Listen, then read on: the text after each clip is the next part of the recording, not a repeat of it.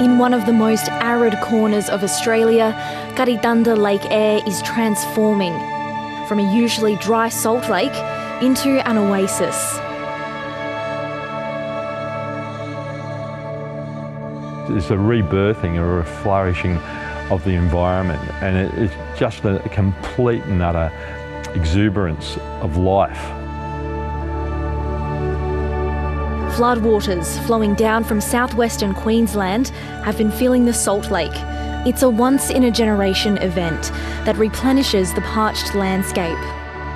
You'll always be able to get an opportunity to see the desert dry, but to see it in bloom and the lake in bloom, spectacular. To see those lakes full of water and the bird life that brings in, is incredible. Travis Gotch has been working in South Australia's Outback for a quarter of a century. As a park ranger caring for Kati Thanda-Lake Eyre and its desert surrounds, he's seen the change firsthand.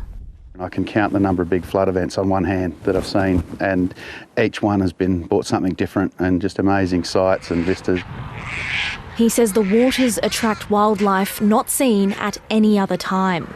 You'll see the pelicans coming in, you'll have banded stilts coming in from Siberia, you'll have a whole heap of migratory birds that are just going to turn up on the islands. They're protected, they'll breed up in big numbers. We'll have rookeries, swans, you name it.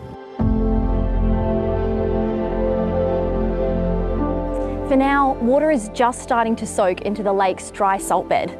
But soon, the area behind me will be teeming with life as brine shrimp start to hatch, fish spawn, and waterbirds flock to cash in on the feeding frenzy. Some say it's the biggest flooding since 2010. Others say it will be the deepest flood in half a century. I think they sort of connected here. Bobby Hunter was just 18 years old and working at Anna Creek Station bordering the lake when it hit a record of 6 metres deep. It was 1974. The lake was blue as the sea by, July and August. You sort of imagine a ship might come along in a minute or something. He still hasn't forgotten that special time. Well, there was a lot of fish had started coming down. Then after a while, got a lot of pelicans, thousands and thousands of them. There's so much water out there. It's the most I've seen in the Channel Country since I've been up there, and it's heading into the lake. William Creek publican and pilot Trevor Wright has been flying in the area since the early 90s and has never seen anything like this.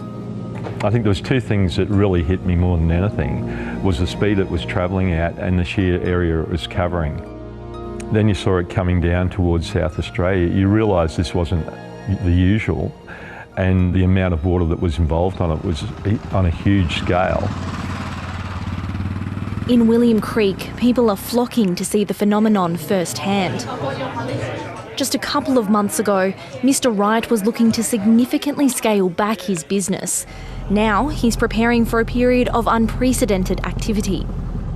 You've got this small window of opportunity where things just explode, and if you can be part of it and experience the wildflowers out here, etc., it's an amazing part of the country.